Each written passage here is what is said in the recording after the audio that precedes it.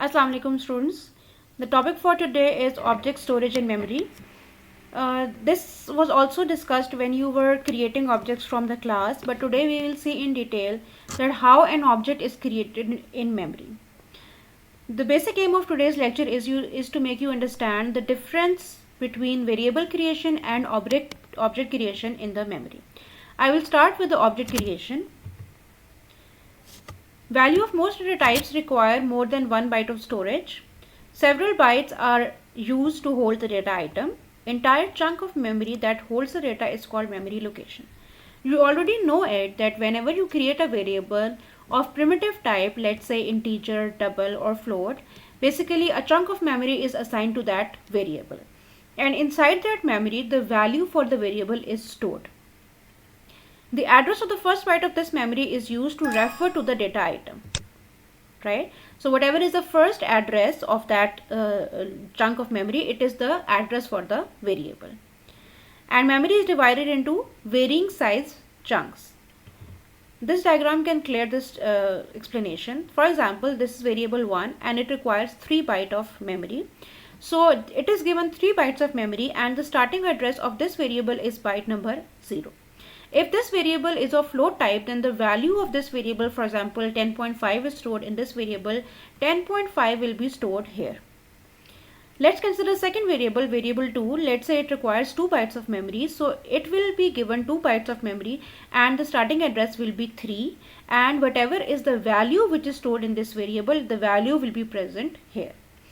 This is a variable which requires 1 byte. So the address of this variable is 5 and whatever is the value stored in variable 3, it will be present here, and similar is the case with variable 4. So how variables are stored in memory? They are given a chunk of memory. The address of the variable is the address of the first byte and the value for the variable is stored inside the memory. So every variable is implemented as a location in memory. When a variable is a primitive type, the value of the variable is stored in the memory location assigned to the variable. So what does the memory contain? It contains the value which you have assigned to the variable. For example, you created an integer x and you gave it value 10. So memory will contain 10, right? This is for the primitive type variables, right? So now let's see how references are stored in memory. When the variable is a class type, only the memory address where the object is located is stored in the memory location assigned to the variable, right? It can be better explained with the help of an example. So I will move to example first and then I will come back to this slide. Now let's consider a class, toy class. It has two data members, name and number. Name is the name for the toy and number is the number that is assigned to the toy, right? So let's create the object for the toy class. I am creating the object in 2 steps. Toy class, sample variable. This is the name I will give to the object.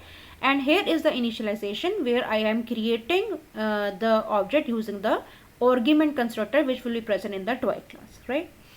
Now when you write this statement, basically what happens is that a reference sample variable will be generated in memory. Right, and now at this point of time, this reference sample variable, it contains null. When you execute this command, an object will be generated in memory which will take two data members, and the address for this object, it will be stored in this reference. Let's see how. Like this. Now this is basically, let's say I'm executing this command now, right? So when this command is executed, an object is generated with two data members and they are given values. Now obviously this object was generated at some memory location and that memory location has a starting address. This starting address will be stored in the reference. This reference is also given a memory and the reference will contain the address where the object is generated. Whenever there is a variable that contains address, we also call that variable as a pointer. So basically the object name, you should call it as a reference because it contains the address, or a pointer as it contains the address. So object name basically is a reference or a pointer which points to the location where the actual object has been created by the memory manager. This location will contain the complete object implementation, that is all the data members of the class will be created here. right?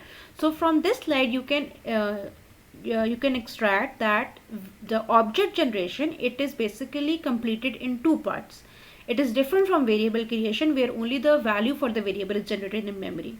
For object creation, it is a two-step process where first the reference is created. Okay, the reference will contain the address where the object data members will be given space. So this is the object basically.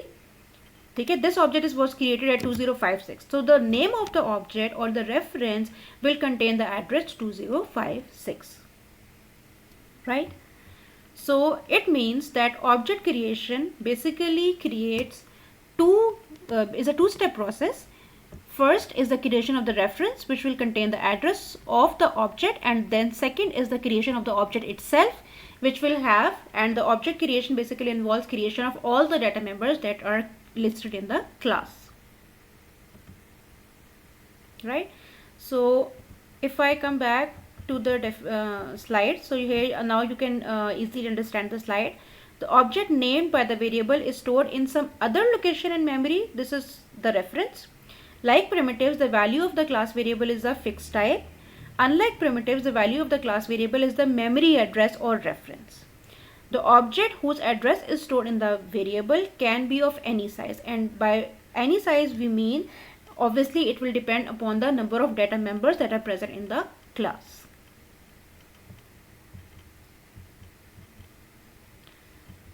So now I assume that you understand how the objects are generated in memory. So now let's do another exercise where I have created an object variable 1 using the argument constructor once again. So now we know that this will be a two-step process. Variable 1 will be created in memory. It will contain the address where this object was generated. So let's say memory manager created this object with values Joe and 42 at 4068. So variable 1 will contain 4068. I have created another object, another reference, variable 2. So this reference, as it is not initialized yet by an object, so this reference will contain null by default, right? Now if I write this statement, variable 2 is equal to variable 1, what happens is that this is an assignment statement. And you all know that whenever there is an assignment statement, a copying operation is conducted. So variable 1 contained 4068. Now 4068 will be copied to variable 2. Right? So variable 2 now contains 4068. As I already told you that whenever your variable contains an address, it becomes a reference or a pointer, right? So variable 1 is a pointer to this location, and variable 2 is also a pointer to the same location.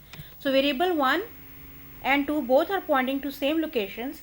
This is called aliasing. This phenomena, when we have two references and they start pointing to the same object, this is called aliasing. What is the phenomena of aliasing? What are the results of aliasing? As both the pointers, they are now pointing to the same location. Therefore, if variable 2 is changing this object, variable 1 will be able to see the change. If variable 1 is changing this object, variable 2 will see the change. Let's see how. For example, reference variable 2 sets the object to the new values. It resets the name and it gives a new value to the number, right? So obviously this reference pointed to 4068, it will update this object. When variable 1 will try to access this location, it will see a changed object. So this phenomena, when the object is being accessed by more than one references or pointers, it is known as aliasing. And when aliasing happens, the same memory location, it is managed or changed by more than one pointers, right? So whenever this is the situation, you need to be careful that if one pointer is changing the object, the other pointer will be able to see the change.